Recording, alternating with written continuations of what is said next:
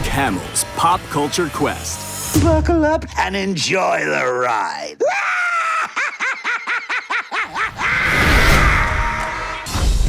Rob's now in emotional turmoil. Where did it all go so pear-shaped? Damn. Thank you, Whippany. I'm out. If you'd introduced me like that, I'd have punched you in the teeth. You do not bite the hand that feeds you, and you sure as hell don't let it give you a tug job. No. Have you ever heard of artistic integrity? You're a generic brand on a forgotten shelf marked sci-fi actor. Half price.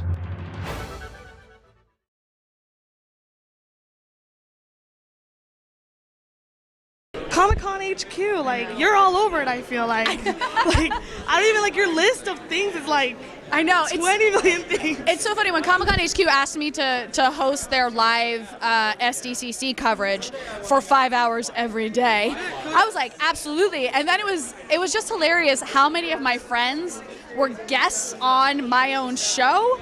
And then Con Man was a guest on my show, and I was like, I'm asking the show I'm on questions about it, and it feels weird because I obviously already know the answers to all of this. It was an experience. It was definitely a very meta experience between my acting and my hosting career.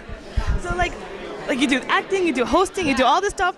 Is there ever a time where, like, this is the real world for me, but then, like, you do something and you talk to someone, you're like, oh, wait, no, I'm a geek?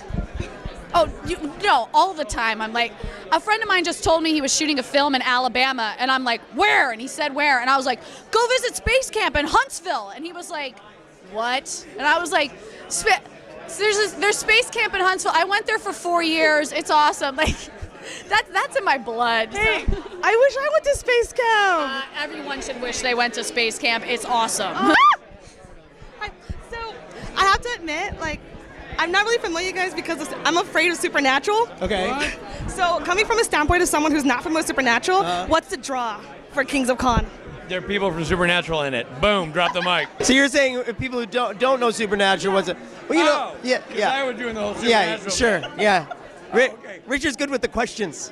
The thing is, our show it's about it's a comedy. It's about the relationship between these two guys, and it's this. Third person now. It really, you don't have to know conventions to like the show. Not at all. No, that's the wallpaper. But really, the story is built on relationships. The comedy is built out of what the guys do together. In the same way that 30 Rock is not about a television show. It's about the people behind the scenes making the show. And ours is about the actors behind the scenes going to the cons. So I know you guys mentioned that a lot of stuff happens behind the curtains, and that's what spawned this. Was there one particular story that got the ball rolling? Not really. We kept amassing a list, and finally we were like, Rob's a writer and director in his own right. I am as well. And we're like, well, we'd be asinine not to tell these stories because these are funny. Yeah, it was just more of a conglomeration of just tons of stories, and after a while we're like, we got to put this into a script, you know, there's too many things. So, and it was so easy to write, you know, we hang out a lot because we go to these conventions together, and so there's lots to tell. And we play, you know, hyper versions of ourselves, and Even more hyper? even more hyper. Yeah. Rich is kind of a dick, but he plays a real big dick on the show. And Rob's a broken man. And on the and show, he breaks even more on the show. I'm a complete basket case. You're so talented, so many spectrums, the comic spectrum, the show itself, the books, which I haven't read, but they look fantastic, by the way. Where do you get your inspiration? It's just like so amazing. Drugs and alcohol. Yeah. Don't. My children are watching. Daddy's lying right now. Lying. Candy. Yeah. Comic based on the show, which is like so meta upon meta. What were like your main influences for the comic, other than like Firefly and all that good stuff? Well, so for Spectrum, because Spectrum lives in the world of the softwire, it lives in the world of my books. The challenge was to take the story that Alan wanted to have of the characters that, you know, was loosely based on Firefly, but then stick it into a world that I had spent 10 years creating with a political situation, a religious situation, and a good versus evil. So the challenge is to be true to what Alan had in his head, but then also make sure that I don't break the story Bible. So there was a lot of massaging to make that work.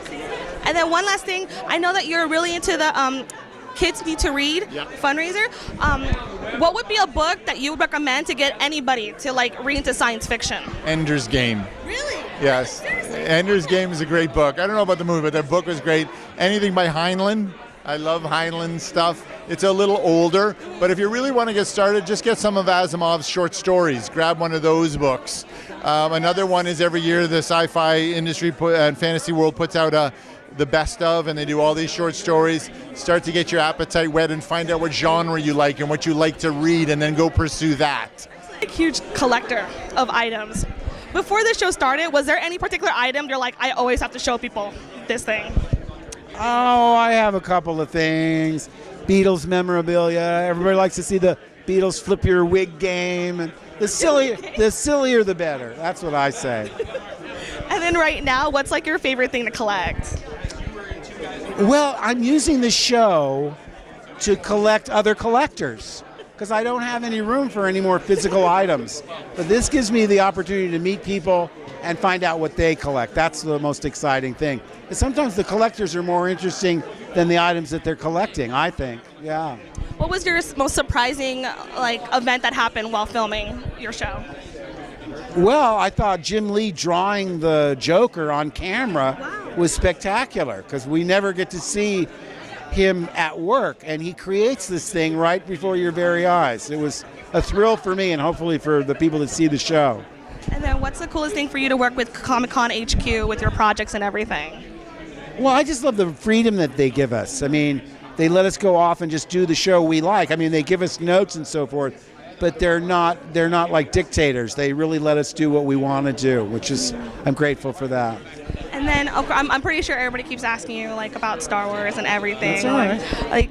Like when The Force Awakens came out, were you how did you feel afterwards about the fans' reaction to it?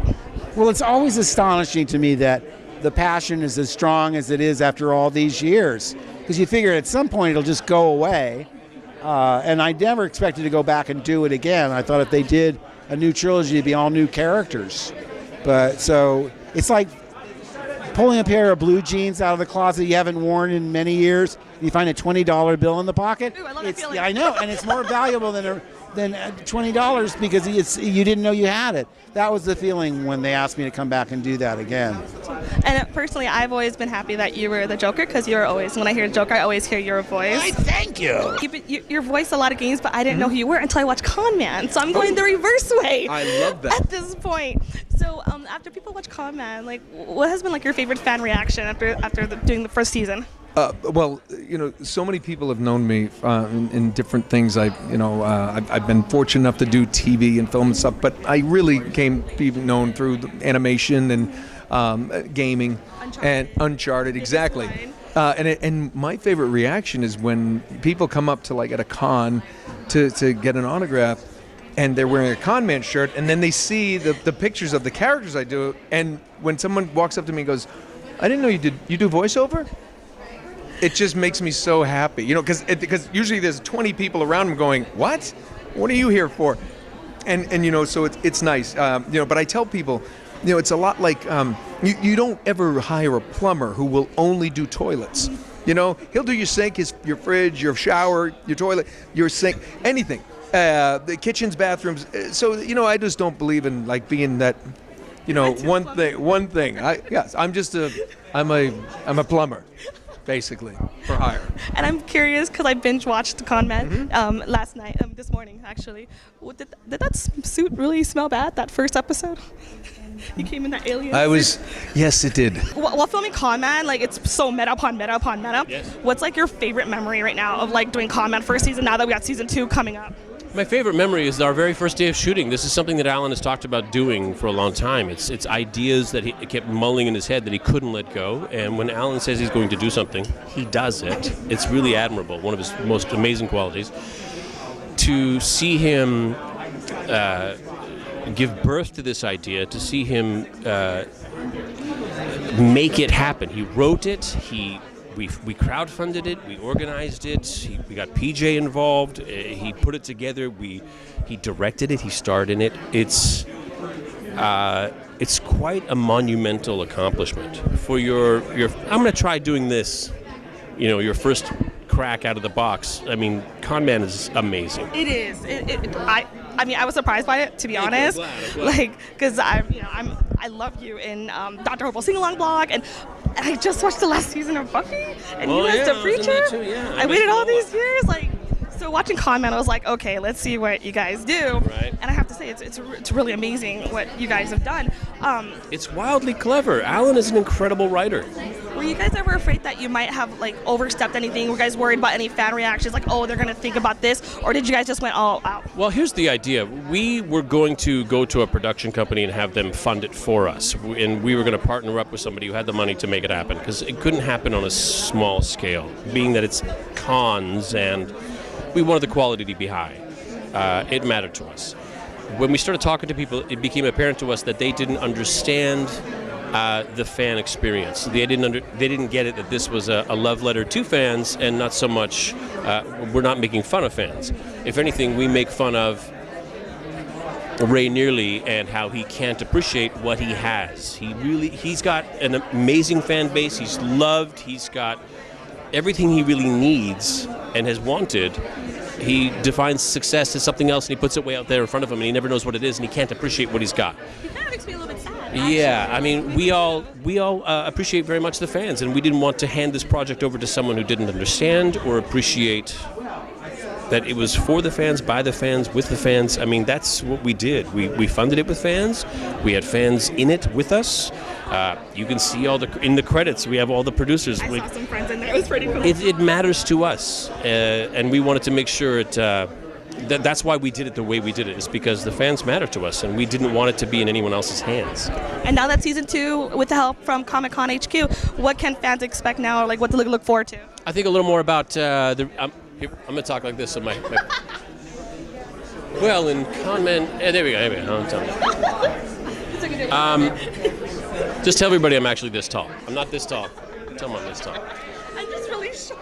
We're going to see a lot more of. Let's talk about what's important in ConMan season 2. It's Jack Moore, and maybe life isn't as glamorous as Ray Nearly thinks it is for Jack Moore. Maybe Jack Moore's got problems just like the rest of us. He's a human being, damn it. He's got a heart. Yeah. What's up, Fangirl Nation? Hello, Fangirl Nation. Hello, Fangirl Nation. Hello, Fangirl Nation. He really is funny. I am, because otherwise it's this. Hello, Fangirl Nation.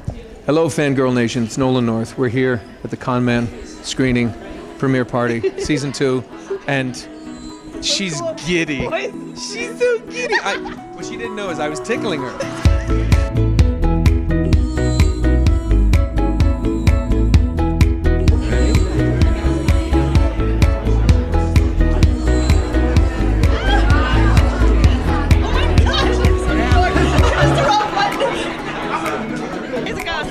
I'll do that. How about that? Look at that. Okay, I'll try to make a quick set. I'm squatting on this one.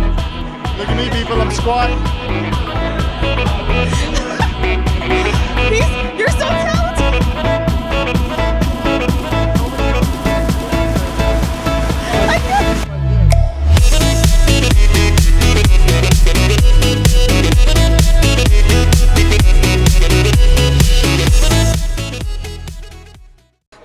I just seriously met Mark Hamill and Nathan Fillion. So that was the red carpet for ConMan for season 2 and Kings of Con and a whole bunch of stuff that ComicConHQ is putting out. So definitely go ahead and check it out. Oh my God, I can't breathe.